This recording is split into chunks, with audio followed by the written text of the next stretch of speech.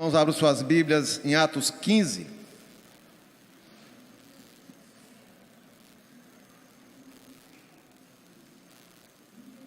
Atos 15.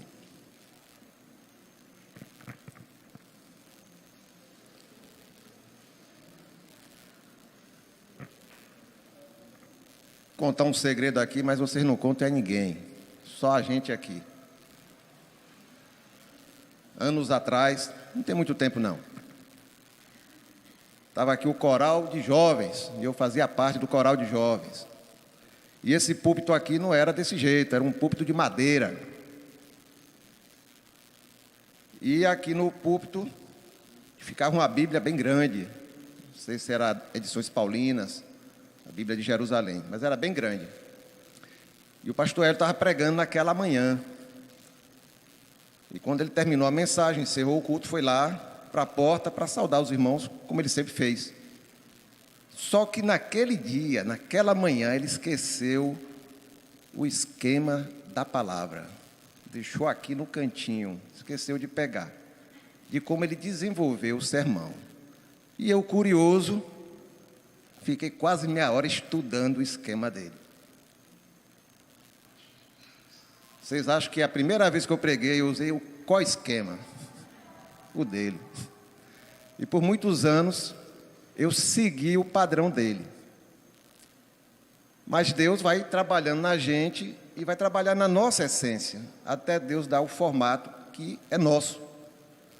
Mas esse segredo eu queria que vocês guardassem. Eu não levei para casa não, viu? Ficou aqui. Mas teve essa história com o pastor Hélio. E na primeira vez que eu preguei aqui, ele estava sentado aí nesse primeiro banco. E eu tremi, que não foi brincadeira. Eu não sabia se eu tremia mais quando ele levantava o rosto ou quando ele abaixava. Para mim, estava dando tudo errado aqui para mim. Mas estamos aqui pela glória do Senhor. Saudar você que está também nessa transmissão, né? Graça e paz. Estava mudo aqui, eu não liguei o microfone. E a todos aqueles que um dia, né, verão esse conteúdo desse culto. Que o Senhor abençoe suas vidas. A todos nós. Atos 15, de 36 a 41. Atos 15, de 36 a 41. Lucas descreve da seguinte forma: E alguns dias depois, disse Paulo a Barnabé: Tornemos a visitar nossos irmãos por todas as cidades em que já anunciamos a palavra do Senhor, para ver como estão. E Barnabé aconselhava que tomassem consigo a João, chamado Marcos. Mas a Paulo parecia razoável que não tomassem consigo aquele que desde Panfilha se tinha apartado deles, e não os acompanhou naquela obra. Isso foi na primeira viagem missionária. João Marcos recuou em algum momento. E tal contenda, dois irmãos brigando aqui, dois líderes. E tal contenda houve entre eles, que se apartaram um do outro. Barnabé, levando consigo a Marcos, navegou para Chipre. E Paulo, tendo escolhido a Silas, partiu encomendado pelos irmãos à graça de Deus e passou pela Síria e Cilícia, confirmando as igrejas. E vamos ler também segunda carta de Paulo a Timóteo. Segunda carta de Paulo a Timóteo, a última carta escrita por Paulo, pelo menos que temos conhecimento, capítulo 4, versículo 11. Paulo escreve da seguinte forma a Timóteo: Só Lucas está comigo. Toma Marcos e traze-o contigo, porque me é muito útil no meu ministério. Senhor, louvado seja o teu nome. A palavra é tua, Senhor. Tudo que está aqui na palavra é para a edificação da tua igreja. Traz clareza, traz luz sobre aquilo que o Senhor quer nos ensinar. Fala aos nossos corações. no nome de Jesus. Amém. Muitos anos separam o primeiro texto para o segundo texto. Muitas experiências vividas, muitas ocorrências, muitas viagens, muitos fatos aconteceram na vida desses homens que nós lemos aqui. Assim foi a história. Mas o que aconteceu entre uma discussão que virou, naquele momento, a separação de Paulo indo para um lado com Silas e Barnabé indo com João Marcos para outro. Pregar o evangelho, só que cada um agora no seu ministério. João Marcos, o motivo da discussão. Quem é João Marcos? Antes de entrar nesse contexto, eu queria dizer aos irmãos que eu estive pensando dias atrás, como eu estava, Adervan, como é que eu estava 3 anos atrás, em junho de 2019. Aconteceu pouca coisa no nosso mundo, não foi? Nesse período, nesses 3 anos. Como é que eu estava? Quais eram as minhas expectativas, minhas perspectivas de vida naquele momento, 3 anos atrás, principalmente antes da pandemia? Quais eram os meus planos e objetivos que eu tinha? Eu estava avaliando, rapaz, eu pensei em fazer isso, eu pensei em fazer aquilo. Quais eram as minhas prioridades? Quantas prioridades eu tinha na época? Veio a pandemia, mudou um bocado de coisa. Coisas que eu não considerava tão importantes passaram a ter uma importância capital. Coisas que eu considerava importantes perderam o valor. A pandemia provocou isso. Quais eram os meus problemas? Eu tinha problema que eu considerava grande. Quando veio a pandemia, ele ficou tão pequenininho. E eu tinha problema que era pequeno e virou grande. Quais eram as minhas expectativas com o futuro naquela época, 3 anos atrás, antes da pandemia? O futuro que hoje é o presente. 3 anos atrás eu imaginava o que seria hoje. Hoje é o presente. Nada aconteceu daquilo que eu imaginava 3 anos atrás. O que eu esperava de Deus em minha vida 3 anos atrás. Deus fez um rebuliço e mudou tudo que eu imaginei, tudo que eu esperava, tudo que eu imaginava ter o controle. Deus disse, eu estou no controle. E assim foi.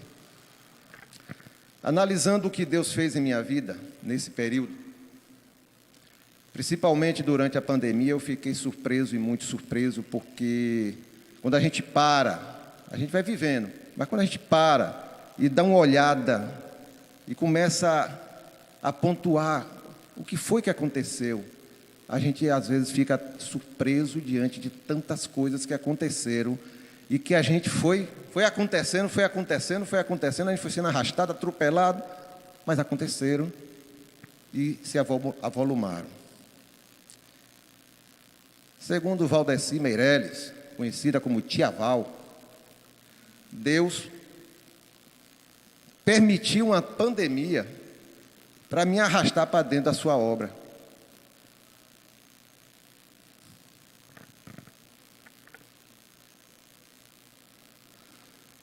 Durante a pandemia,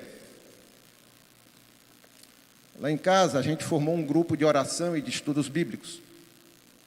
Os nossos encontros eram virtuais, usando todas as plataformas que eram possíveis de usar naquele momento, como todos nós usamos.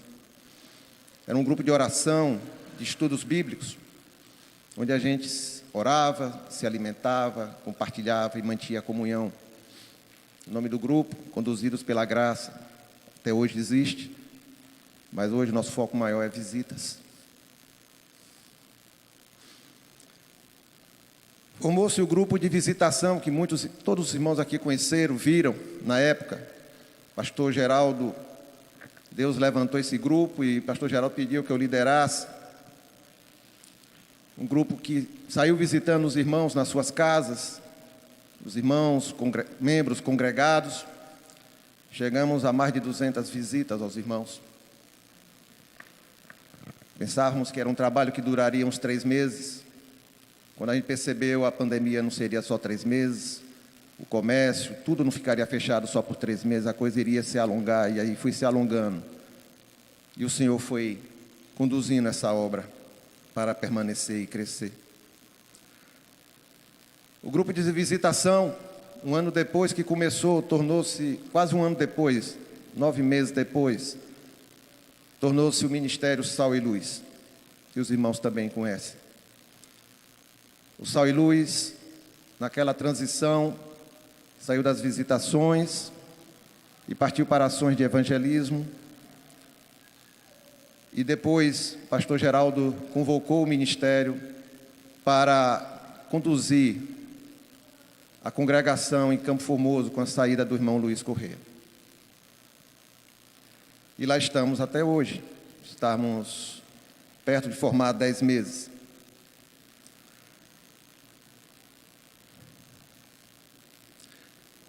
Era só para conduzir por 3 meses, mas o Senhor alongou aquela permanência ali. E a visão agora é de formação de igreja. Não apenas um grupo que se reúna ali naquele bairro, mas que esse grupo cresça, amadureça e possa um dia ser uma igreja independente. Essa é a visão que está sendo formada lá. Em função desse trabalho, do grupo de visitação, do Ministério Sal e Luz, da responsabilidade sobre a congregação, muitos irmãos tiveram oportunidade de se agregar ao grupo de visitação e depois ao Ministério Sal e Luz e agora lá na congregação e manifestar e poder desenvolver seus dons, seus talentos, suas habilidades, seu tempo, seu serviço. Ministérios específicos, dons foram descobertos no meio do serviço. Muitos irmãos. E é maravilhoso ver Deus agindo na vida de cada um. Pregadores, pregadoras, professoras de crianças, solistas. Temos até ministra de música. Ministra de música. E todos os serviços que os irmãos possam imaginar que fazem parte do conjunto do dia a dia de uma igreja. Os irmãos tiveram espaço, tiveram oportunidade de externar e praticar. E foi maravilhoso ver esses irmãos crescendo e amadurecendo.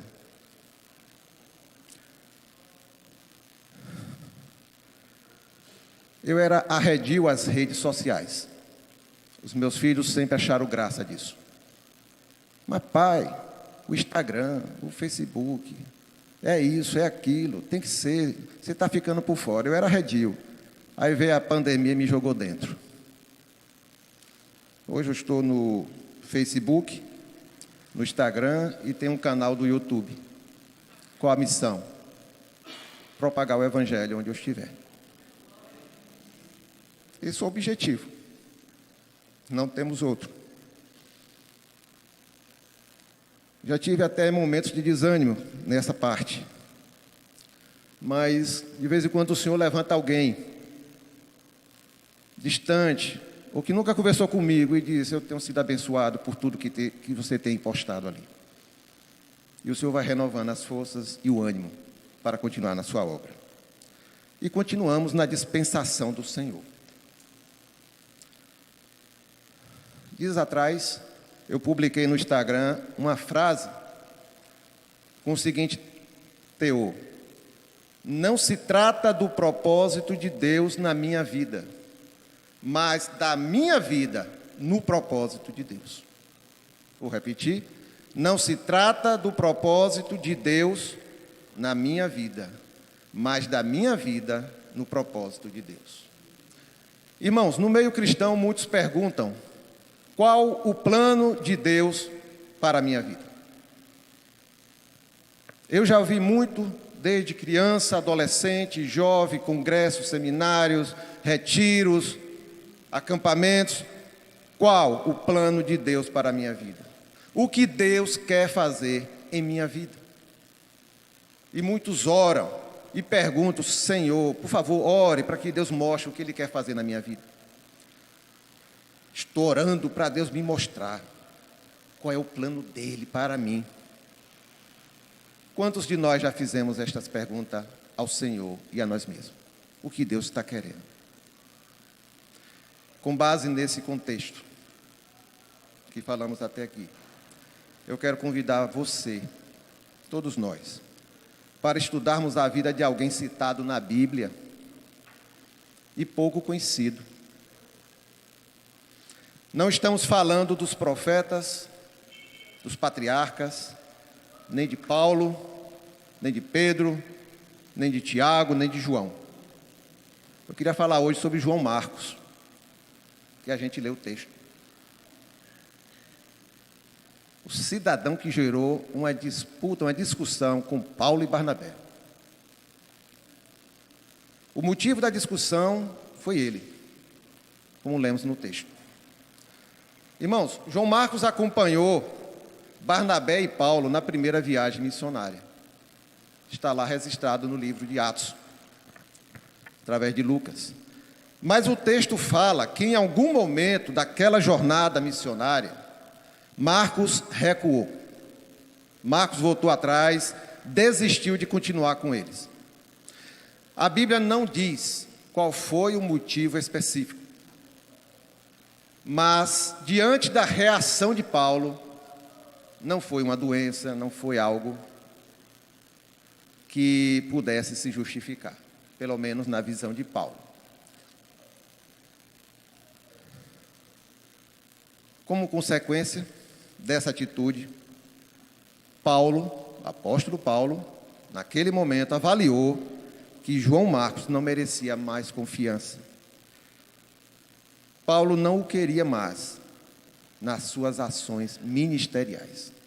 Epa, o negócio ficou feio para João Marcos. Paulo diz: aqui não, você não vem mais comigo não.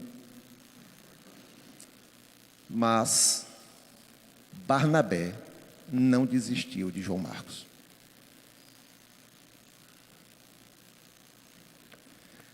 Aí eu queria conversar com os irmãos isso. Qual é o papel dos líderes na obra de Deus?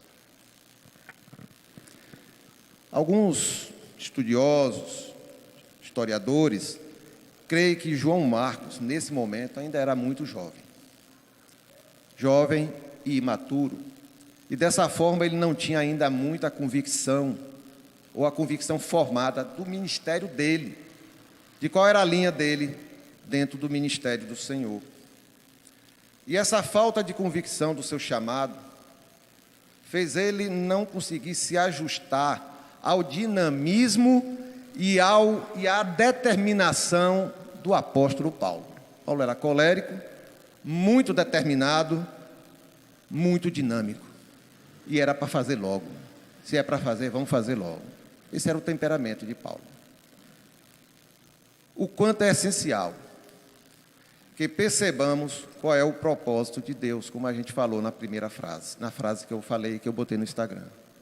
Eu preciso entender qual é o propósito de Deus para nós. E minha vida vai se encaixar dentro desse propósito. E seu propósito vai fluir através da minha vida no que eu estiver fazendo. Se você é comerciante, seja uma bênção do Senhor como comerciante.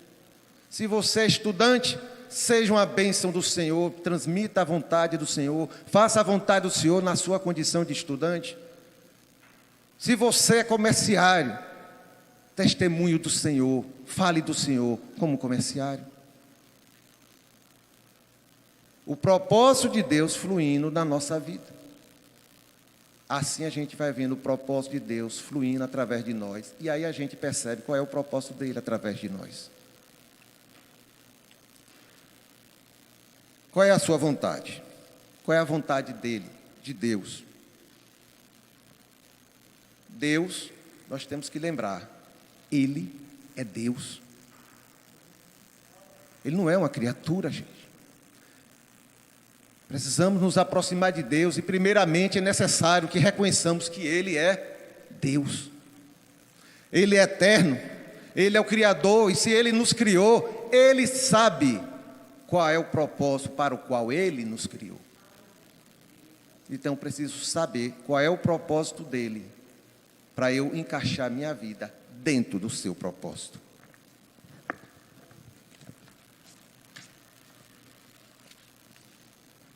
João Marcos não teria ainda a visão amadurecida para entender isso. E estava próximo de Paulo, muito determinado. Dessa forma, da parte de João Marcos, seria natural esperar avanços em algum momento, recuos em outro. Falta convicção, ou uma convicção necessária para aquele tipo de trabalho de sair pelo mundo desbravando, pregando o Evangelho. Uma vida de renúncia a tudo que você imaginava e se dedicar inteiramente ao Evangelho. Era possível esperar de João Marcos idas e vindas. Faltava ali convicção, faltava ali maturidade, natural da juventude também.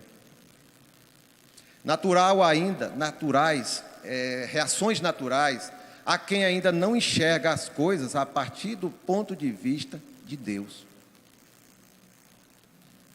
Porque essas coisas a gente vai amadurecendo e um dia o Senhor começa a perceber que pode mostrar os seus valores, as suas coisas preciosas, e a gente vai entender do ponto de vista dele, não do nosso intelecto.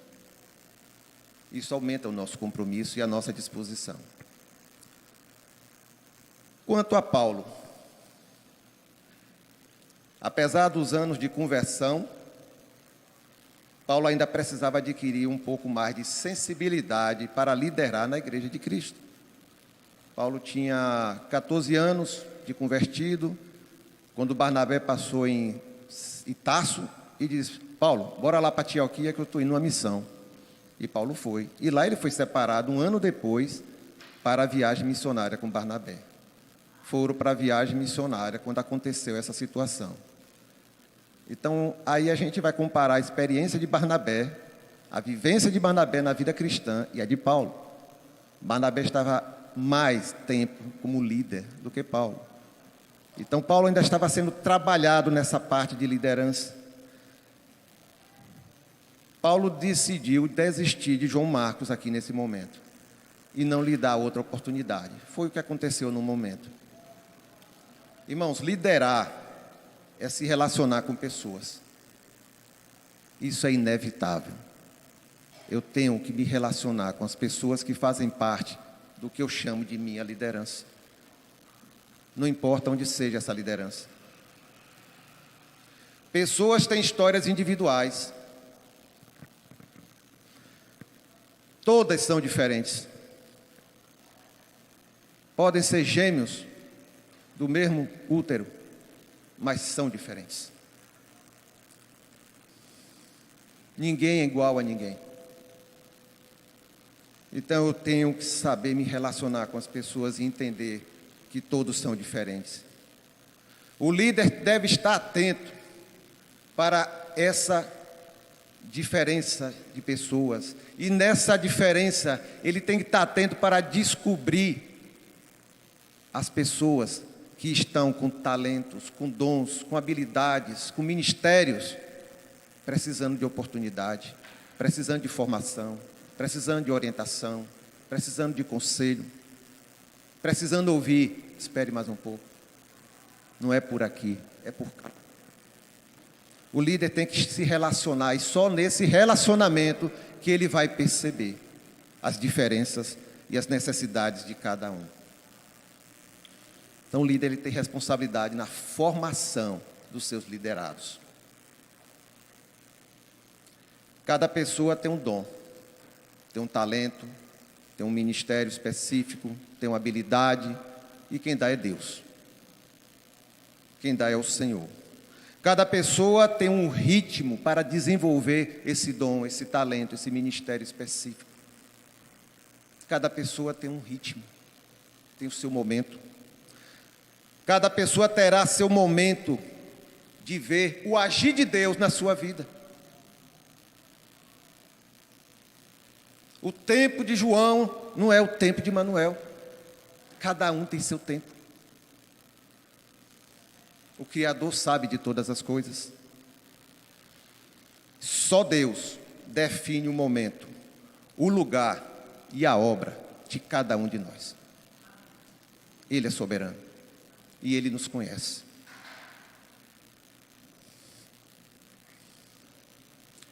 Em Barnabé, João Marcos encontrou compreensão.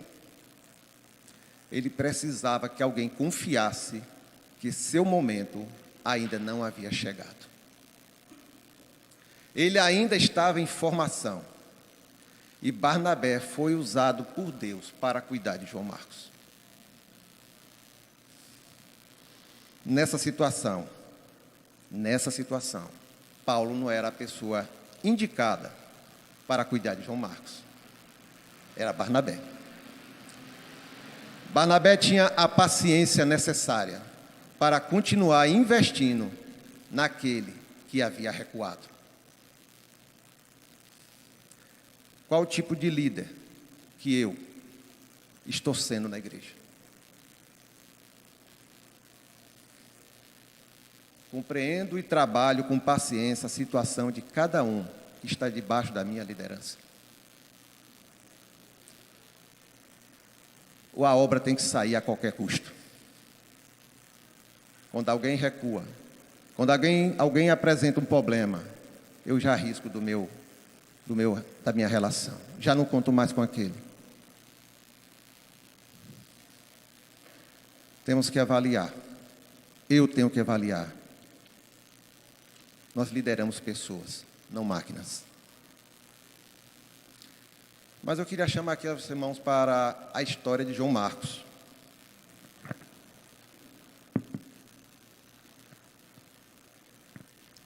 No capítulo 12 de Atos, Lucas cita, vamos conhecer um pouco de João Marcos, para a gente entender melhor esse contexto e ver onde é que Deus entrou nessa história, para completar a obra na vida de Marcos.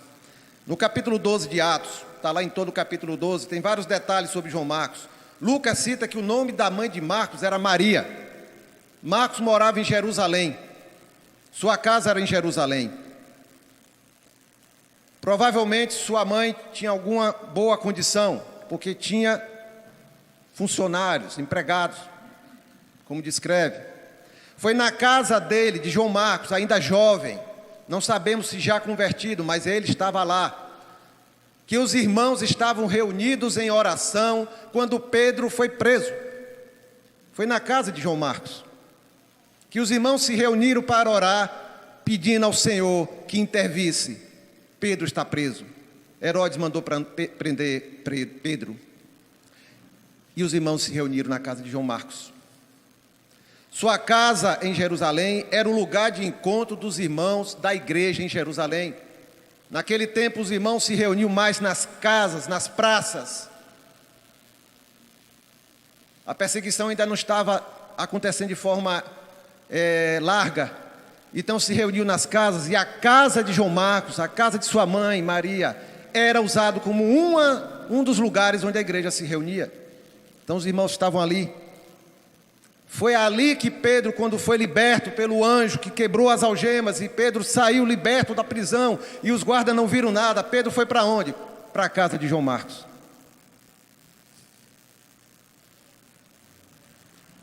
Como isso foi importante na vida desse jovem, João Marcos. Ver sua mãe convertida ao Evangelho de Jesus. Ele viu sua mãe convertida, rendida ao Senhor. Ele viu sua mãe abrindo a casa para receber a igreja. A casa era um templo para receber os irmãos. para ter culto, para orar, para interceder, para os irmãos se relacionar.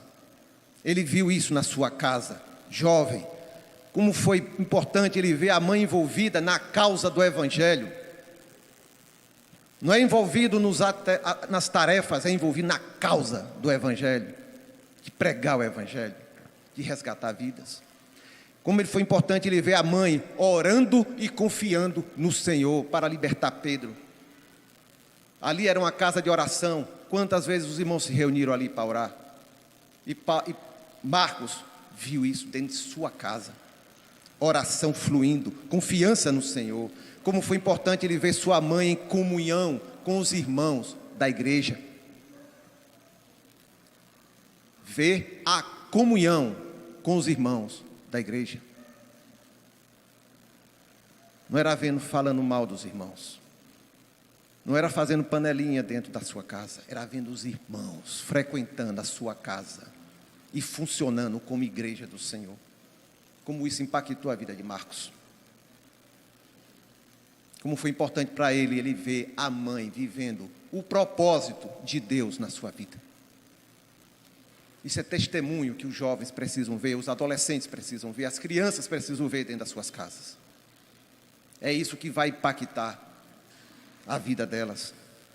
O que nossas crianças e adolescentes e jovens têm visto em seus lares. O que é que eles têm visto? Pais realmente convertidos? Ou frequentadores de igreja? Pais comprometidos com o Evangelho? Ou só com as atividades da igreja? Pais confiando no Senhor? Ou na sua renda? Ou no seu patrimônio? Pais em comunhão com os irmãos? Comunhão verdadeira com os irmãos? Pais recebendo a igreja em sua casa? Tendo prazer de abrir a porta da sua casa para que a igreja entre e ali ore e louve ao Senhor. A maior visão do Evangelho que nossos filhos podem receber não é na igreja, é dentro das nossas casas. Esse é o maior testemunho que eles podem ver. A igreja vai ser o resultado que veio de lá. A igreja é a soma das famílias. O que é que acontece nas famílias? João Marcos andou com pessoas cheias de Deus. O tempo passou, muita coisa aconteceu ao longo dos anos. Os fatos foram acontecendo. O Senhor trabalhou na vida de Marcos durante os anos que se seguiram. Estamos falando a partir dali que houve aquela discussão entre Paulo e Barnabé. Paulo foi com Silas, Barnabé foi com Marcos. A partir dali os anos foram passando.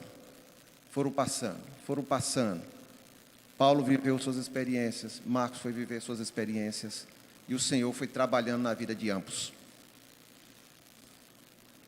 Deus estava formando Marcos e preparando para o momento dele. Assim como Ele pode preparar você, está preparando você, seja jovem, adolescente, adulto, seja quantos anos de evangelho você tenha, Deus está preparando você. Creia nisso. Viva o propósito de Deus e deixe o propósito de Deus fluir através da tua vida, aonde você estiver. E Deus vai usar os teus dons, os teus talentos para você propagar o propósito dEle. Ele quer filhos, formar uma família de filhos dEle. E quando você se tornar filho, qual é o nosso objetivo? Ir alcançar outros filhos para o Senhor. E quando a gente alcança, é fazer o quê? Formar esses filhos, para que esses filhos novos, formados, alcancem outros filhos de Deus. Esse é o propósito de Deus na vida da igreja.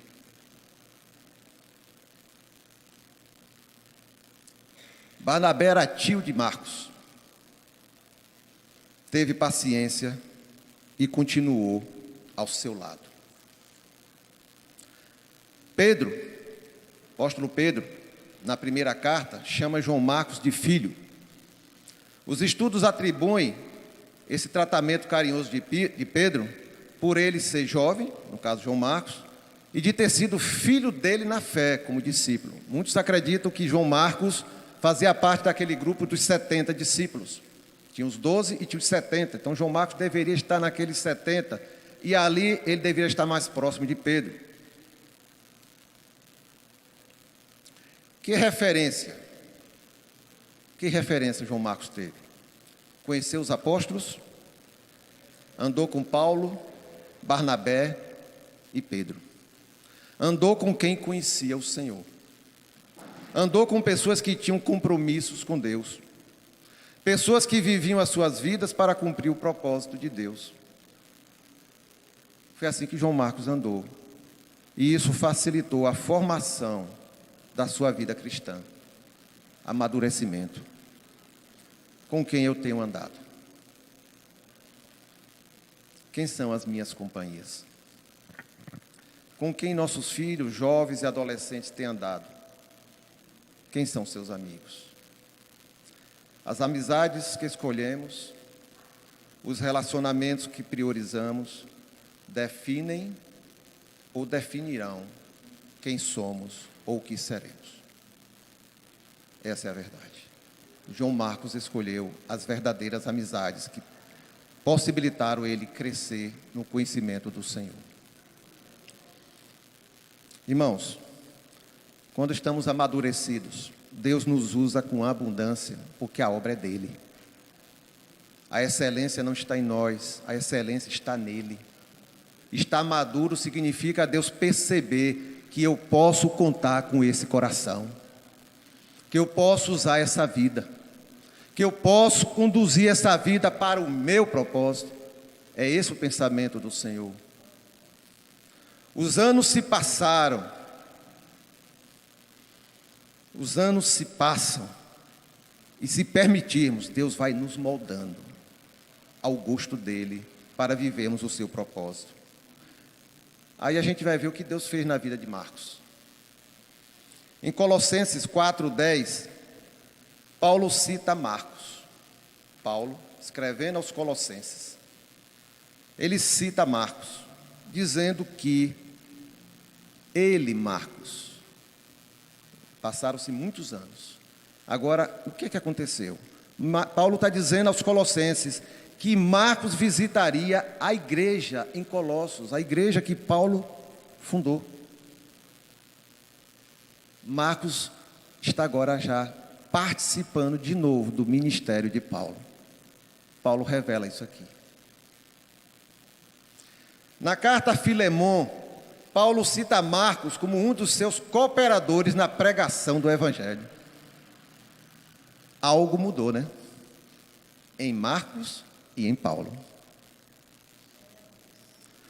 Na segunda carta a Timóteo, nós lemos aí, Paulo diz que Marcos era muito útil no seu ministério. Lucas, não esquece de trazer. Marcos me é muito útil no meu ministério. Paulo gradativamente foi mudando sua visão acerca de João Marcos. Isso é obra de Deus, não é obra dos homens. Não foi o esforço de João Marcos, foi o Espírito Santo trabalhando em Paulo. O mesmo Espírito que trabalhou amadurecendo João Marcos. O mesmo Espírito que trabalhou em Barnabé, tendo paciência com João Marcos. É assim que Deus cuida da sua igreja. É assim que Deus levanta os seus obreiros. No dia, no lugar e na hora certa. A obra é dele. João Marcos, por sua vez, foi amadurecendo no Evangelho e permitindo que o Senhor o usasse de forma abundante. Os registros históricos falam que João Marcos levou o Evangelho ao norte da África. Foi evangelista lá. Lá ele fundou a igreja de Alexandria, no Egito. Existem irmãos até hoje lá. A igreja é lá em Alexandria.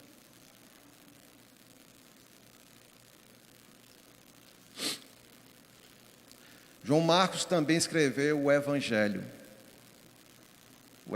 de Marcos, que leva o seu nome. Esse Evangelho edificou a igreja, tem edificado a igreja ao longo dos séculos, desde o primeiro século até hoje, em todo o mundo. E está aqui nas Bíblias de vocês, em Itabuna, na Bahia, no Brasil. Marcos foi usado para escrever o Evangelho. No seu Evangelho ele destaca: Jesus veio para servir e dar sua vida em resgate de muitos. Ele apresenta Jesus como servo e ele apresenta Jesus como filho de Deus. Foi a preocupação dele. Jesus veio para servir e ele era o filho de Deus. Apesar dos avanços e dos recuos, Marcos conviveu com pessoas que estavam determinadas a viver o propósito de Deus. Isso permitiu que Deus amadurecesse Marcos e depois usou como um vaso precioso em suas mãos, no tempo de Deus. Meus irmãos, esperemos o momento do agir de Deus em nossas vidas. Ande com pessoas que amem ao Senhor. Isso define quem você é e para que lado você quer caminhar. Conheça e viva o propósito de Deus. Conheça e viva o propósito de Deus. Por quê? Porque seus pensamentos são mais altos que os nossos pensamentos. E os seus caminhos são mais altos que os nossos caminhos. Na hora certa, no lugar certo, Deus te conduzirá o que Ele quer fazer na tua vida e através da tua vida. Que o Senhor abençoe as nossas vidas, no nome de Jesus.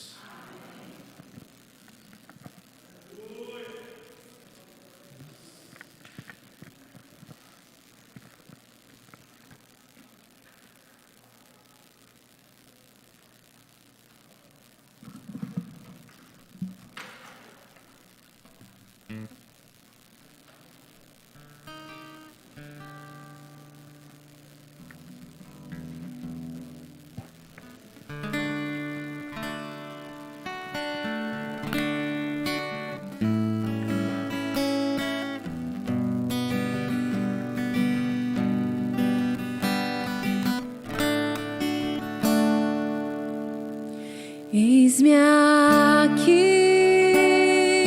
outra vez diante de ti, abro meu coração, meu clamor tu escutas e fazes cair as barreiras em mim. És fiel, Senhor, e dizes palavras de amor e esperança sem fim. Ao sentir o teu toque, por tua bondade libertas meu ser no calor desse lugar. Eu venho me derramar, dizer que te amo, me derramar, dizer te preciso, me derramar, dizer que sou grato, me derramar, dizer que és formoso, és formoso. Eis-me aqui outra vez diante de ti, abro meu coração, meu clamor tu escutas e fazes cair as barreiras em mim. És fiel, Senhor, e dizes palavras de amor e esperança sem fim. Ao sentir o teu toque,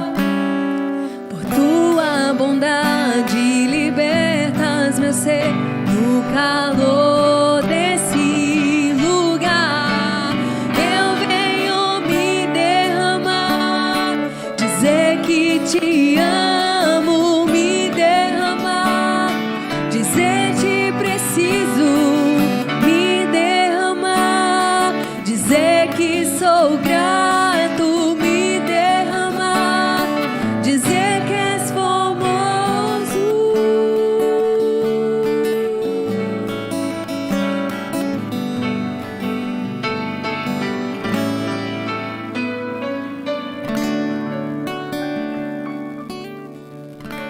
Amém, queridos. Creio que como eu, vocês foram preenchidos pela graça do Senhor nesta manhã, reconhecendo que o Senhor prepara novos tempos para nossas vidas. Algo que o Ministério Sal e Luz começou a dizer lá em meio à pandemia, para aqueles que estavam enclausulados em suas casas: você é precioso para Jesus. Você é precioso para Jesus. E isso virou um jargão em nosso meio, Sal e Luz. Todas as vezes que nós encontramos alguém, nós dizemos: você é preciosa, minha irmã. Deus te ama. Você é precioso, Bezerra. Deus te ama, querido. Você é precioso, Paulão. Deus te ama. Deus escreve uma nova história para a nossa vida cristã. E assim como João Marcos, nós somos preciosos para a obra missionária. Você não é crente em vão. Deus te chamou com um propósito. Há propósito na sua conversão, não só para ganhar você e sua casa, mas que você produza frutos para o reino de Deus. João Marcos não ficou no passado. João Marcos foi fundamental para a obra do Senhor, como você também é. Talvez você até agora não se reconheceu em meio a essa obra, mas você é peça principal para isso. Deus quer te usar onde você está, não só no meio da sua família, porque você é precioso no reino de Deus. Amém? Olha para quem está do seu lado e diga aí: você é preciosa, minha irmã. Você é precioso, meu irmão. Deus tem muito a fazer através da tua vida. Deus tem muito a fazer através da tua vida. Não é necessário que o Senhor levante outra pandemia para te tirar do lugar. A partir de hoje, saia daqui dizendo: Senhor, eis-me aqui outra vez diante de Ti. Abra o meu coração, meu clamor. Tu escutas. Senhor, me usa. Você tem capacidade suficiente. Diante de você está aqui uma porta, segundo tia Olga, mas que hoje pode dizer: Senhor, eu estou aqui para te adorar. Diante de você, você vê pessoas imperfeitas. Você vê pessoas que têm deficiências maiores do que as suas, mas diz: eis-me aqui, Senhor. Ninguém que está à frente é melhor do que você, tem as mesmas deficiências do que você. Só se dispõe ao Senhor e diz: Senhor, eis-me aqui. Eu sei que eu sou valioso para o Senhor. O Senhor me chamou com um propósito, e nós queremos que você saia daqui nesta manhã entendendo que o Senhor te chamou com um propósito. Você é único, é peça-chave nesse reino. Em nome de Jesus, creia nisso. Amém, queridos? Vamos cantar de novo? E você vai cantar em alta voz. Derramar, dizer te preciso, me derramar, dizer que sou grato, me derramar, dizer que és formoso.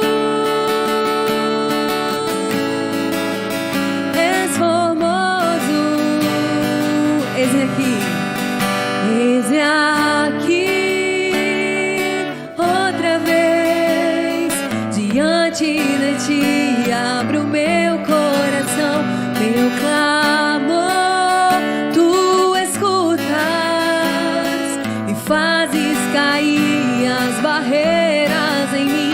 És fiel, Senhor, e dizes palavras de amor e esperança sem fim. Ao sentir o Teu toque, por Tua bondade libertas meu ser no calor desse lugar. Eu venho me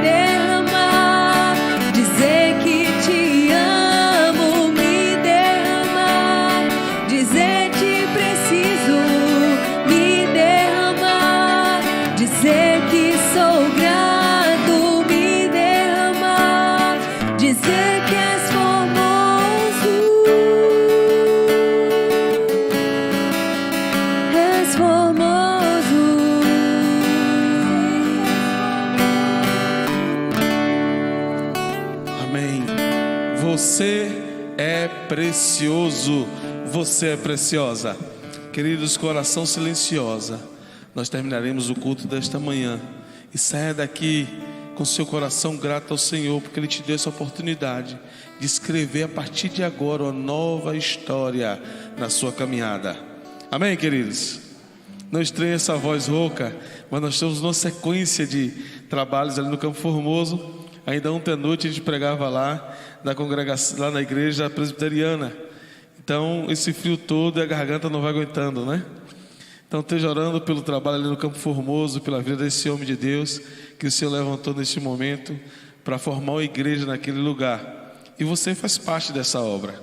Esteja disposto. Deus quer te usar ali com seus dons e talentos. É só você nos procurar. Amém, queridos? Coração silencioso, terminamos o culto dessa manhã.